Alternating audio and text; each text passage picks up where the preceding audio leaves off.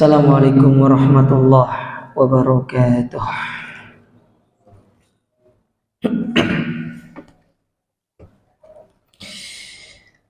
Innal hamdalillah nahmaduhu wa nasta'inuhu wa nastaghfiruh wa na'udzu billahi min shururi anfusina wa min sayyiati a'malina. Man yahdihillahu fala mudilla lahu ومن يضلل فلا هادي له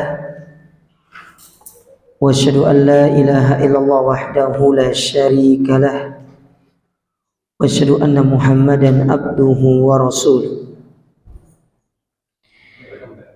اما بعد kaum muslimin wal muslimat, para jamaah yang semoga senantiasa dirahmati Allah, puji dan syukur kita panjatkan kepada Allah Azza wa Jalla. Di kesempatan yang berbahagia ini, Allah Subhanahu wa Ta'ala kembali mempertemukan kita untuk melanjutkan kembali kajian kita dari kitab yang ditulis oleh Fadilatul Syekh Abdus Salam Ibn Salim As-Suhaimi hafizahullah ta'ala, dari kitab beliau yang berjudul Kun Salafiyan Alal Jaddah, jadilah salafi sejati. Pada kesempatan yang berbahagia ini, kita akan masuk pada pembahasan yang berkaitan dengan al-maqsud bis salaf. Apa yang dimaksud dengan salaf?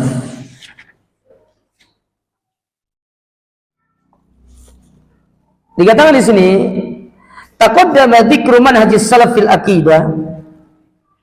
Telah datang penjelasan tentang bagaimana manhaj salaf dalam masalah akidah, ya.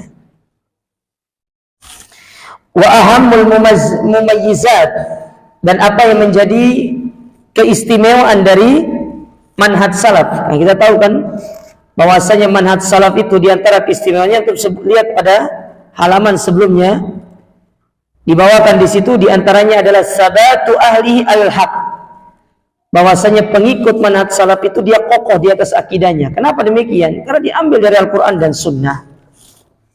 Diambil dari Al-Quran dan Sunnah. Tidak seperti sebagian akidah kaum muslimin. Ada yang mengambilnya dari mimpi, ada yang mengambilnya dari cerita-cerita yang tidak benar. Jadi menetapkan akidah itu berdasarkan karena dia mimpi, karena dia ketemu sama fulan, karena dia begini, ya, banyaklah cerita-cerita khurafat, ya. Antum insyaallah pernah dengar lah, di mana kemudian ada orang pernah mengatakan bahwasanya Nabi keluar dari kuburan kemudian mencium kaki saya. Nah, itu kan tidak benar seperti itu. Maksudnya kok bisa dia bilang cium kakinya gitu kan, ya. Sementara Nabi itu tidak pernah diriwayatkan oleh asar dari para sahabat beliau keluar untuk pergi, bukan cium kaki, tapi sekedar untuk ketemu sama Fatimah, mencium Fatimah, atau ketemu sama Aisyah untuk mencium Aisyah. Padahal kan mereka adalah orang yang paling berhak untuk mendapatkan ciumannya Nabi. Lalu kemudian ada orang datang belakangan, hidup 14 abad setelah itu, ngomong Nabi keluar mencium kakiku, katanya. Ini pelecehan terhadap Nabi. Itu tidak benar, jangan. Ya, artinya kan seolah-olah dia mau ngomong tuh, dia itu lebih mulia daripada Nabi, kan begitu. Tapi secara tersirat.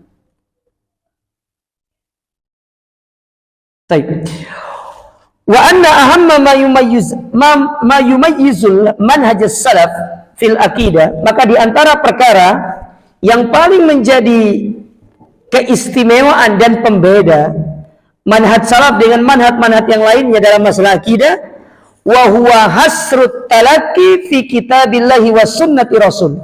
Mereka membatasi akidah itu hanya diambil dari Al-Quran dan Sunnah. Diambil dari Al-Quran dan Sunnah. Hanya di situ saja diambil.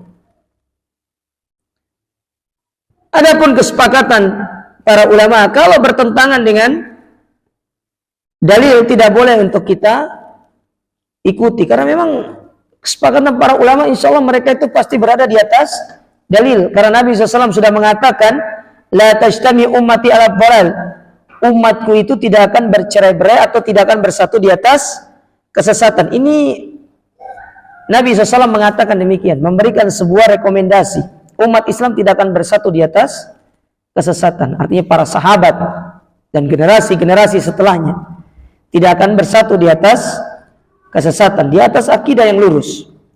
Wa an yakuna dzalika muqayyadan bi fahmi salafis saleh.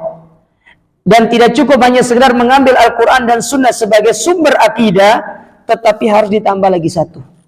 Antum memahami itu berdasarkan pemahaman salaf. Bagaimana para salaf memahami akidah tersebut. Bukan kita memahami dengan pola pikir kita yang masih jauh dari kata alim. Akhirnya kan ketika Al-Quran dan Sunnah itu untuk tidak pahami dengan pemahaman salaf, yang terjadi banyak akhirnya kemudian orang itu dengan bebasnya mengeluarkan statementnya, mengeluarkan pendapatnya, dengan semaunya menafsirkan A dengan ini, B dengan ini, seperti isu-isu yang lagi hangat belakangan ini kan, mengartikan ya surat, nama surat dengan seperti ini. Ini kan tidak mengikuti dengan bagaimana para salaf mengartikannya. Karena para salaf sudah membuat cara untuk memahami kitab-kitab, untuk memahami bagaimana Al-Quran dan Sunnah itu difahami. Al-Quran difahami dengan tafsir. Adapun hadis maka dipahami dengan syarah. Setiap kitab hadis insya Allah punya syarahnya. Sahihul Bukhari punya syarah namanya Fathul Bari. Sahih Muslim punya syarah namanya Al-Minhaj Syarhus Sahih Muslim, karangan Al-Imam An-Nawawi. Kalau Fathul Bari kalangan Ibnu Hajar Al-Asqalani, karena Ibnu Hajar itu ada dua, ada Ibnu Hajar Al-Asqalani, ada Ibnu Hajar Al-Haytami. Ini dua orang yang berbeda, ya, tapi sama-sama Ahlus Sunnah, cuma berbeda nama.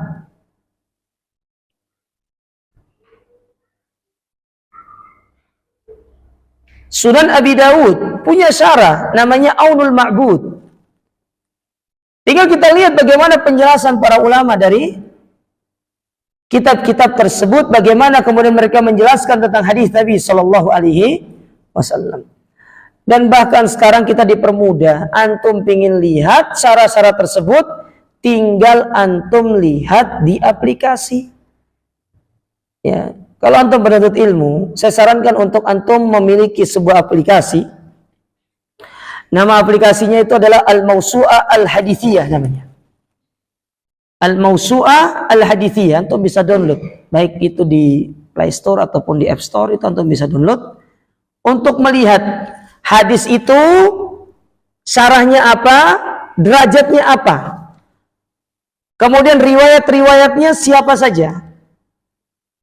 Dan itu aplikasi bagus. Saya sering menggunakan aplikasi itu. Itu bagus untuk melihat bagaimana sanad dari hadis tersebut. Kita dipermudah. Kalau dulu kita punya namanya Maktabah Syamilah, mungkin itu kalau di laptop sangat berat. Kalau sekarang dipermudah, ada namanya Al-Mawsu'ah Al-Hadithiyah, ensiklopedia hadis, untuk melihat bagaimana derajat hadis. Kemudian di situ ada syarahnya, nanti dijelaskan oleh para ulama syarahnya. Lalu kemudian dibawakan di situ nanti pelajarannya apa saja yang bisa diambil. Mudah sekarang. Yang penting kita mau baca, ya, mau baca, mau cari hadisnya. Tinggal antum ketik nanti kalimat dari hadis tersebut, dia akan muncul. Antum mau cari innamal a'malu binniyat, tinggal tulis innamal a'malu binniyat, akan keluar riwayatnya apa saja. Ya. Mungkin kalau antum di dalam satu momen antum lupa hadis, buka kitab, mungkin terlalu kejauhan atau tidak ada kitabnya, tinggal buka itu. Ya buka itu. Tapi bukan berarti antum kalau sudah punya aplikasi nggak beli kitab cuma. Ya tetap namanya HP kan bisa rusak ya toh. Ya, kalau kitab kan punya kitab Arab di rumah itu keren. Lihat antum lihat kitab Arab itu. Tapi percuma punya kitab kalau nggak dibaca ya bodoh aja. Asal segera antum infakkan di jalan Allah. Ya. Antum kalau punya kitab Arab di rumah nggak iso baca, insya Allah perpustakaan saya masih cukup. Ya. Atau antum mau kasih sini nggak apa-apa. Jadi harus diambil dari pemahaman salaf bagaimana dahulu para salaf memahami dalil-dalil tersebut. Jangan dipahami berdasarkan akal kita. Wa alal aksi min dzalika manhaji alil awwa wal bidah. Akan tetapi berkebalikan dengan metodenya ahlul bidah.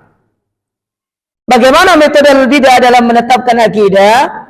Fa inna masdarat talaqi indahum laisal kitab was sunnah.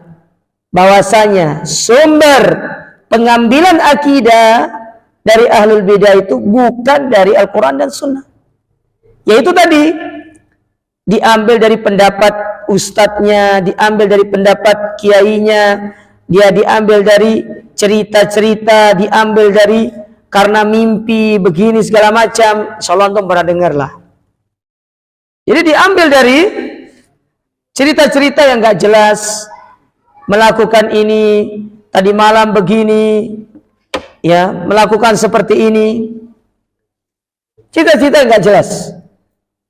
Wa innama huwa ibtada'ahu a'immatuhum wa syuyukhuhum, yang mana hal tersebut dibuat-buat oleh guru-guru mereka.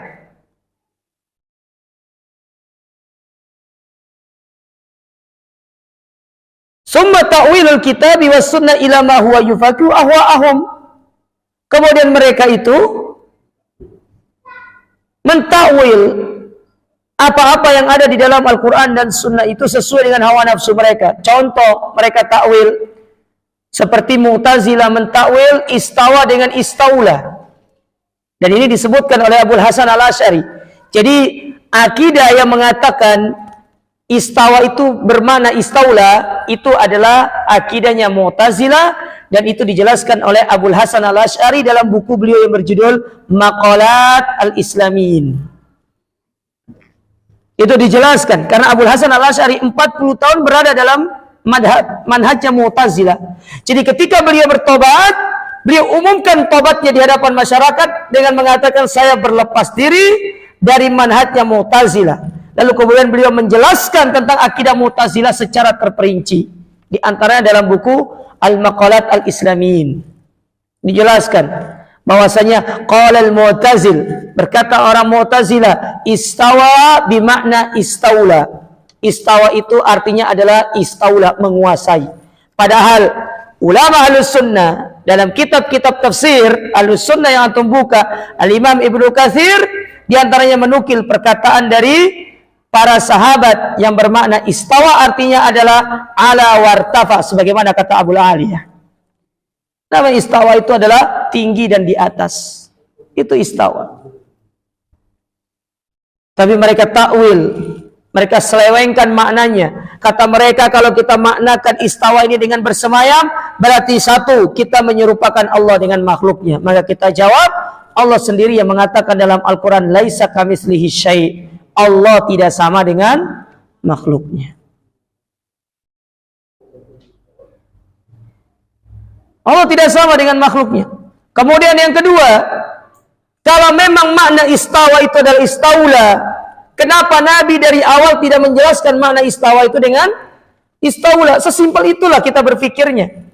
Buktinya Nabi SAW ketika menyampaikan kepada para sahabat apa makna istawa, para sahabat tidak pernah bertanya karena mereka sudah ngerti. Namanya istawa itu berada di atas. Makanya ketika ada orang Mu'tazilah datang kepada Imam Malik bertanya tentang makna istiwa, maka beliau pun marah. Langsung mengatakan al-istiwa ma'lum. Namanya bersemayam itu jelas. wal kaifiyatu majhul, tapi tata cara bersemayam Allah Ta'ala itu yang tidak dijelaskan kepada kita oleh Nabi SAW. Wal imanu bihi wajib, mengimaninya itu adalah kewajiban. Was su'alu anhu bid'ah, tapi bertanya tentang bagaimana cara Allah bersemayam itu merupakan pertanyaan baru yang tidak pernah ditanyakan sebelumnya oleh para sahabat. Maka dia masuk dalam kategori bid'ah. Maka apa kata Imam Malik? Keluar dari majelisku. Disuruh keluar. Ya, disuruh keluar. Maka tetapkan apa adanya. Nggak usah kita kemudian maling A, maling B, ya putar sana, putar sini. Capek sendiri. Ketika Allah mengatakan Allah punya tangan, sudah katakan Allah punya tangan. Karena dalam bab masalah akidah, dalam masalah tauhid asma wa sifat, sebagaimana yang sudah kita sering ulang-ulang kepada antum semuanya, bab asma wa sifat itu kita harus mengedepankan apa yang Allah sebutkan untuk dirinya, itulah yang Allah layakkan untuk dirinya. Kemudian yang kedua, tidak melazimkan samanya nama, itu melazimkan samanya zat. Namanya sama-sama kaki, tapi belum tentu wujudnya sama. Ayam punya kaki, meja punya kaki. Apakah sama kaki ayam dengan kaki meja? Jawabannya tidak sama. Tidak melazimkan. Sama kayak misalkan Allah mengatakan, ya, kullu man 'alaiha fan wa yabqa wajhu rabbika dzul jalali wal ikram. Semuanya akan sirna di hari kiamat kecuali wajah Allah.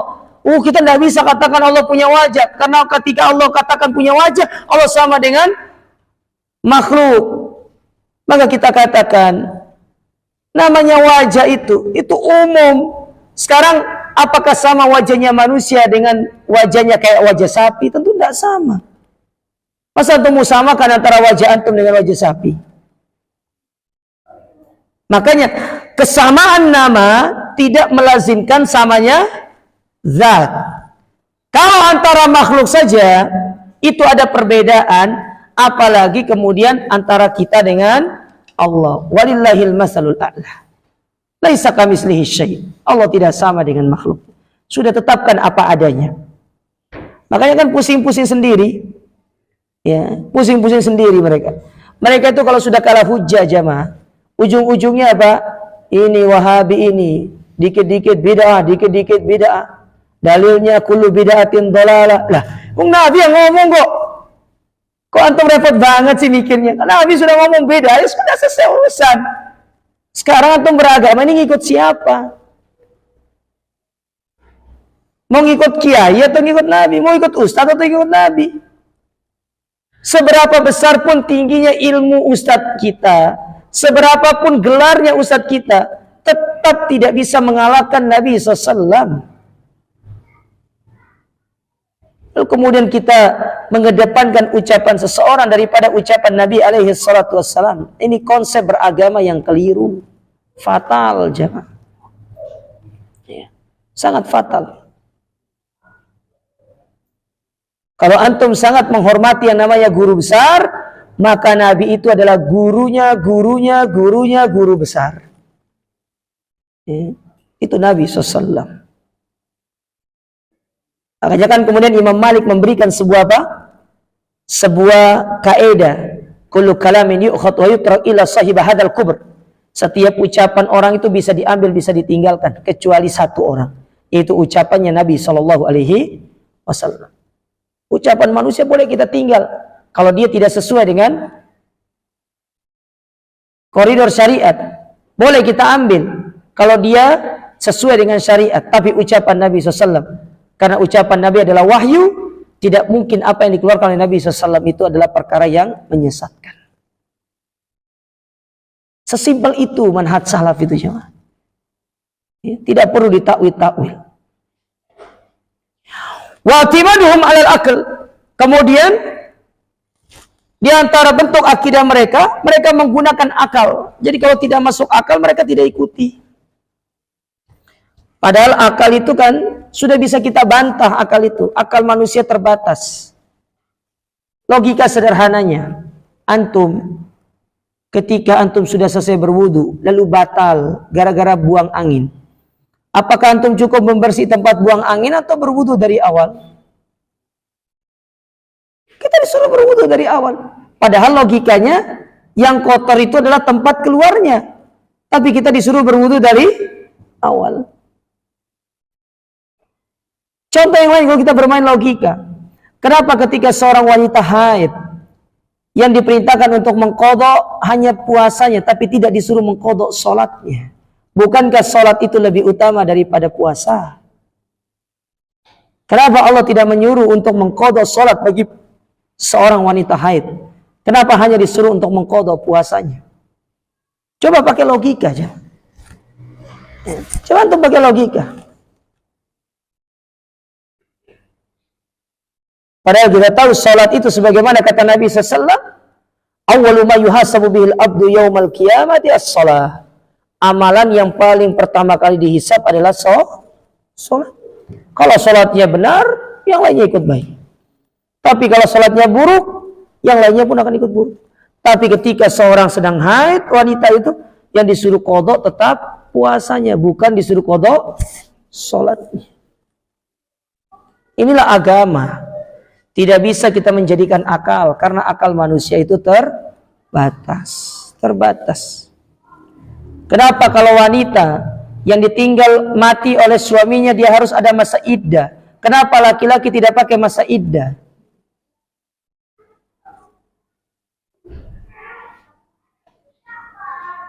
Kenapa perempuan kalau sholat di masjid itu sama dengan pahalanya sholat di rumah? Sedangkan kalau laki-laki sholat di rumah tidak sama dengan pahalanya sholat di masjid. Kalau kita mau main logikaan, banyak hal yang akhirnya semua kita logikakan, banyak yang berubah. Kenapa ketika pembagian harta laki-laki dapat 2, perempuan dapat 1? Kenapa laki-laki dibolehkan poligami sementara wanita tidak boleh poliandri? Nah, itu kan pertanyaan itu. Lalu pakai logika dong.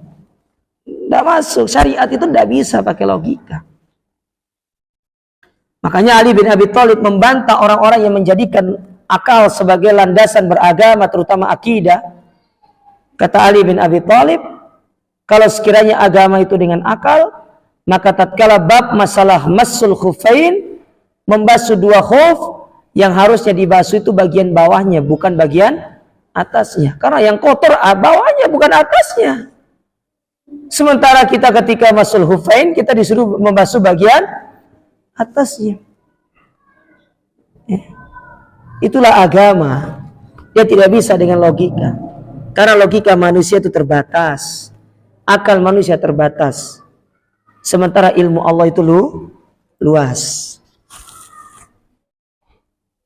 Ada pula di antara mereka yang menjadikan sumber akidahnya itu adalah wa 'alal ahadithi ad-dha'ifati, yaitu hadis-hadis yang dhaif.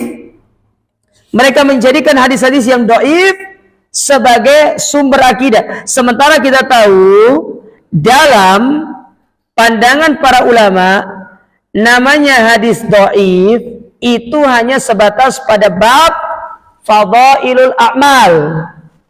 Adapun dalam masalah akidah nggak boleh antum membawa hadis dhaif, minimal hasan. Dhaif nggak boleh, hanya sebatas pada fadhailul a'mal. Itu pun antum jelaskan kedhaifannya. Oh, hadis ini dhaif, didhaifkan oleh para ulama, harus dijelaskan, nggak boleh tidak dijelaskan. Makanya kan ada kitab namanya Fadhailul A'mal, ada nama buku itu apa namanya? Yang lainnya Sahih Fadhailul A'mal, Fadhailul A'mal. Ada namanya kitab Fadhailul A'mal, kemudian disahihkan, dikeluarkan hadis-hadis yang lemah, diambil hadis-hadis yang sahih, namanya Sahih Fadhailul A'mal namanya. Karena kita ini terlalu banyak mengamalkan hadis-hadis yang lemah. Dan hadis yang lemah itu hanya sebatas untuk Kita sampaikan maknanya kalau benar, bukan untuk diamalkan. Karena mengamalkan hadis yang lemah, kata para ulama, bisa masuk ke dalam ancaman sabda Nabi, "Man kadzaba alayya muta'ammidan falyatabawwa maq'adahu minan nar." Orang yang mengamalkan satu hadis lalu disandarkan kepadaku, maka dia silakan untuk mengambil tempatnya di dalam api neraka. Tidak boleh. Ya. Wal wahiyya wal makdzubah ala Rasulillah. Ya. Bahkan mereka itu sering membuat hadis-hadis yang dusta atas nama Rasulullah SAW. Subhanallah. Tidak ada takut-takutnya jemaah. Mereka buat hadis, yang penting mereka itu bisa menyebarkan syubhatnya. Dibuat hadis ini, Nabi pernah begini, subhanallah, tidak disebutkan. Bahkan hadis-hadis maudhu, di antara hadis maudhu yang banyak berseliweran di tengah-tengah kita seperti hadis utlubul ilma walau bisin. Tuntutlah ilmu walau ke negeri. Antum mau pergi ngapain ke Cina jemaah? Mau belajar apa antum ke sana? Kungfu dah. Kemudian dikatakan oleh Syekh di sini, wattiba'uhum lil mutasyabih. Ada pula di antara mereka yang mengikuti nas-nas yang mutasyabih. Artinya nas-nas yang mereka sendiri nggak ngerti, nggak paham tentang nas tersebut dan tidak mau melihat kepada penjelasan para ulama. Dan itu sudah Allah kabarkan di dalam Al-Qur'anul Karim. Dalam surat Ali Imran pada ayat yang ke-7. Allah Ta'ala mengatakan, huwallazi anzala 'alaikal kitaba minhu ayatun muhkamat hunna ummul kitab. Dan dialah yang telah menurunkan kepadamu Alkitab, ya Muhammad. Di antara Al-Quran tersebut ada ayat-ayat yang muhkamat. Ayat-ayat yang muhkam itu maksudnya antum kalau sekali baca antum paham maksud dari ayat tersebut. Kayak contoh nih, Allah mengatakan, ya ayyuhalladzina amanu kutiba alaikumusiyam, diwajibkan bagi kalian berpuasa sebagaimana orang-orang telah terdahulu diwajibkan. Antum kalau baca ayat ini paham kan maksudnya puasa apa kan? Orang ngerti. Orang paham. Mengerti kalau lagi baca. Tapi ada ayat-ayat yang dia itu kalau kita baca, kita tidak bisa ngerti kecuali dengan kita membaca penjelasan para ulama. Nah, itu disebut dengan wa ukharu mutasyabihat. Itu adalah ayat-ayat yang mutasyabih. Menurut kita itu mutasyabih, tapi menurut para ulama tidak. Ya. Makanya setelah itu kemudian apa kata Allah? Fa ammal ladzina fi qulubihim zayg. Adapun orang-orang yang ada di dalam hatinya itu zayg, yaitu kecondongan kepada kesesatan, ittiba'ul hawa, fayattabi'una ma tasyabaha min, yang mana pasti mereka akan mengikuti ayat-ayat yang mutasyabih itu. Kalau dalam pendapat itu, orang yang ada dalam diri kecondongan kesesatan itu, dia akan cari pendapat yang mendukung kesesatannya dia. Kayak seperti ada orang yang mengatakan, kalau ada orang yang mengatakan musik, ada para ulama yang mengatakan musik itu halal, maka saya tidak perlu untuk berdebat dengannya. Memang ada sudah para ulama yang ada di antara ulama yang menghalalkan musik itu. Itu Ibnu Hazm dari kalangan mazhab Zahiri. Dan banyak para jamaah sekalian, perbedaan pendapat para ulama. Tapi kan tugas kita itu bukan mengambil mana yang kemudian itu menyelisihi mayoritas. Kita itu dianjurkan, kalau mengambil pendapat para ulama, ambillah pendapat yang menjadi ijma, mayoritas para ulama. Dan itu lebih selamat bagi kita di dalam kita beragama. Makanya sumber hukum itu disebutkan oleh para ulama kan, satu Al-Quran, yang kedua sunnah, yang ketiga ijma. Bukan mengambil pendapat yang bukan ijma, tapi ijma para ulama. Mayoritas para ulama itu yang diambil. Kalau yang kita ambil adalah perkara-perkara yang bukan ijma, khawatirnya kita masuk dalam ayat ini, yaitu fa ammal ladzina fi qulubihim zaygun fayattabi'una ma tasyabaha min. Dia akan mengikuti pendapat tersebut karena ada kecondongan pada kesesatan dalam hatinya. Apa sih manfaatnya mereka lakukan itu? Ibtigha al-fitnati wa ibtigha at-ta'wili. Yang mana tujuannya untuk menyebarkan fitnah, syubhat di tengah masyarakat. Dan itu benar. Di tengah masyarakat diajarkan syubhat. Akhirnya banyak para kaum muslimin ini mereka samar-samar dalam memahami agama, enggak jelas. Karena mereka yang sebarkanlah kesesatan. Dan ingat jamaah sekalian, mereka yang menyimpang dari dakwah salafiyah, yang menyimpang dari dakwah yang lurus dari Al-Quran dan Sunnah itu, mereka pasti menggunakan Al-Quran dan Sunnah untuk menyesatkan kaum muslimin. Ya, mereka gunakan itu, tetapi pemahaman mereka yang kemudian mereka pelintirkan untuk mereka menjadikan itu sebagai bahan untuk menyesatkan kaum muslimin. Dan itu kan pernah disampaikan oleh para ulama. Di antaranya apa yang pernah dinasihatkan oleh seorang yang bernama Al-Mufaddal Ibn Muhalhal. Beliau pernah mengatakan, "Idza jalasta sahibal bid'ati yuhadditsuka bi bid'ati hadzartahu." Engkau kalau duduk sama pengikut bid'ah, lalu di awal pertama kali engkau duduk, mereka langsung menceritakan bid'ahnya, engkau akan kabur dari mereka. Engkau tidak akan mau duduk bersama mereka. Terus gimana pertama kali dia menarik kita? Walakin yuhadditsuka bi ahadisis sunnah fi buduwi majlisihi. Tapi yang mereka bawa itu hadis yang sahih. Kami lo ngaji Sahih Bukhari, kami lo ngaji kitab Tauhid sesolehnya Fauzan, kami lo ngaji kitab ini, kitab ini. Mereka sebutkan kitab-kitab yang sering dikaji oleh kajian salaf. Tetapi pemahaman mereka yang menyimpang. Antum kira kitab Ushulus Sunnah itu hanya dikaji sama Ahlus Sunnah saja oleh dakwah salaf? Tidak. Antum kita kira kitabnya Syekh Shalih Fauzan itu Al-Irsyad ila Sahihil I'tiqad itu hanya dikaji oleh orang salaf? Tidak. Orang-orang ikhwanul muslimin itu membahas kitab itu. Tapi mereka hanya mencomot bagian-bagian yang cocok dengan mereka. Adapun bagian yang tidak cocok maka mereka tinggalkan, bahkan mereka memalingkan maknanya. Tujuannya apa sih mereka melakukan itu? Kata Mufaddal melanjutkan ucapannya, la'allaka talzama qalbak, supaya hatimu kemudian memiliki kecondongan kepadanya.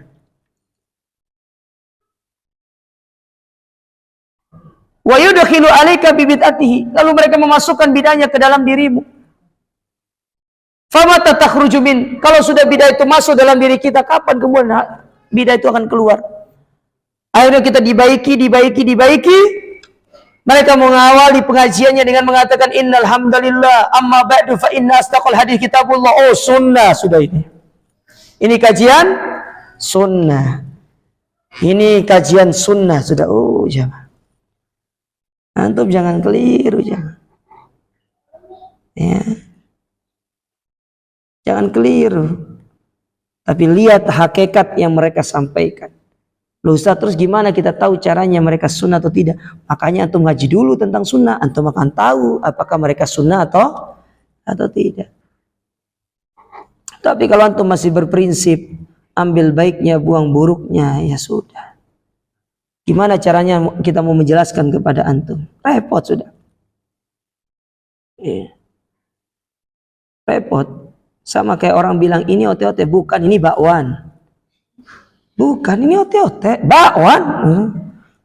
Ini ote-ote, ki bakwan. Kira apa jemaah? Terus seperti ini. Ya. Ntar ketemu. Ketemunya ya makan sudah. Baik. Kemudian wa tahrifuhum lil adillah. Mereka kan mentahrif, ya.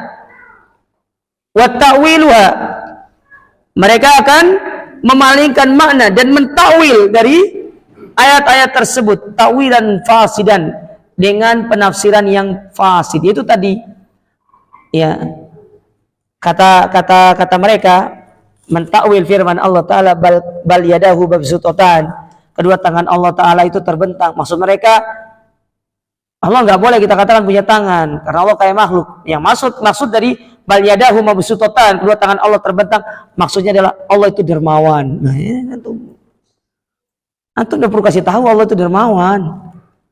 Ya, sudah ada jelas namanya kok. Allah itu maha pengasih, Allah maha pemurah, Allah maha pemberi rizki. Kurang dermawan apa? Kedua tangan Allah terbentang. Allah jelas mengatakan kedua tangan Allah terbentang. Ya, subhanallah. Baik, kita lanjutkan. Karena dibilang 20 menit, saya selesaikan bab ini. Saya selesaikan sedikit.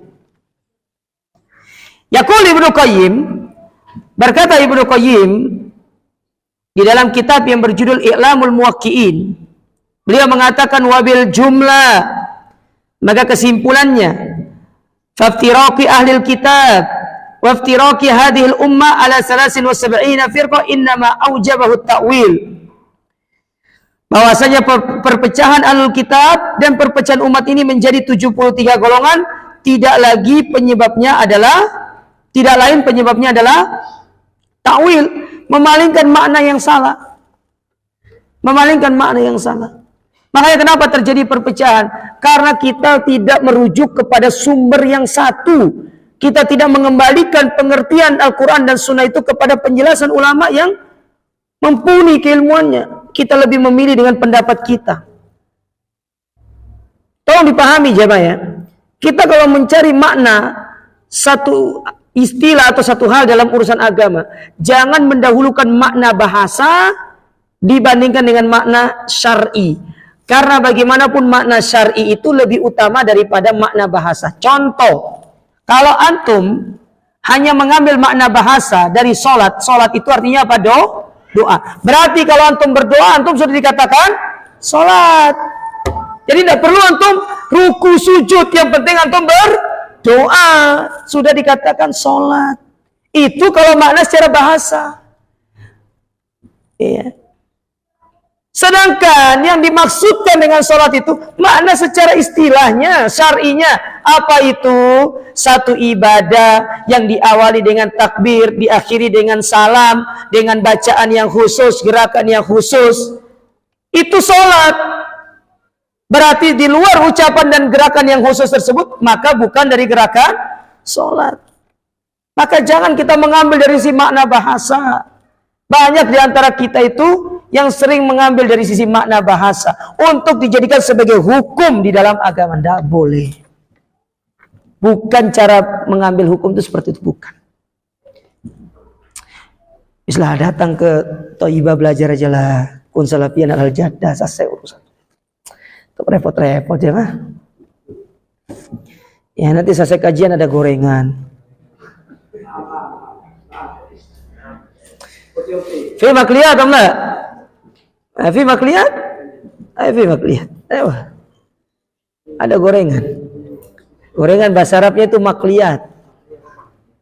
Makliyat. Kalau bahasa Sasaknya magli. Antum pernah makan magli? Magli ternyata gorengan. Tapi kalau antum pergi ke sana, antum bilang magli, bukan otot antum dikasih, tapi ada khusus magli itu. Dari kacang-kacangan itu namanya magli. Ya. Sudah siap nggak gorengannya nih? Kita tutup loh kajian ini.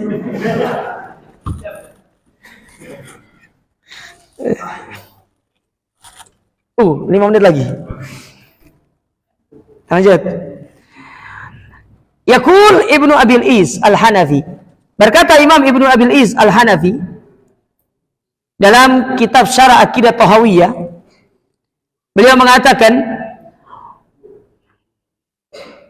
wa al-kharajat al-khawariju, bukankah khawarij itu ya mereka dikeluarkan atau mereka keluar dari kelompok atau dari jalan yang lurus, wa tazaltil mu'tazilah, dan mu'tazilah kemudian mereka menyimpang, wa rafadatir rawafid, demikian pula rafidah, wa iftaraqatil ummah ala 73 firqah, dan 70 kelompok yang lainnya. Mereka itu kenapa bisa menyimpang? Illa bitakwil, kecuali karena takwil al-fasid. Mereka salah dalam mentakwil. Ingat, takwil itu bisa diartikan tafsir. Karena Nabi SAW ketika mendoakan Ibnu Abbas, Nabi mengatakan, Allahumma faqihu fiddin wa allimu takwil. Ya Allah, ajarkan anak ini ilmu agama dan ajarkan kepada dia tentang takwil, artinya tafsir dari Al-Quran. Tapi tafsir yang benar, bukan tafsir yang buruk, bukan tafsir yang fasid. Makanya kalau antum ingin mengambil tafsir, ambillah tafsirnya Ibnu Abbas. Dan buku yang sering menukil perkataan Ibnu Abbas dalam masalah tafsir itu adalah Ibnu Katsir diantaranya. Membawakan tafsirnya Ibnu Abbas. Al-Imam Ibnu Katsir rahimahullah banyak menukil perkataan Ibnu Abbas dalam tafsirnya. Ingat ya, Ibnu Katsir itu mazhabnya Syafi'i loh. Ya, orang yang mengaku Syafi'i jangan sampai meninggalkan tafsir Ibnu Katsir. Antum Syafi'i atau enggak? Komandan, Syafi'i atau bukan? Hah? Terus apa antum ini? Hambali. Ahlus sunnah wal jamaah ya.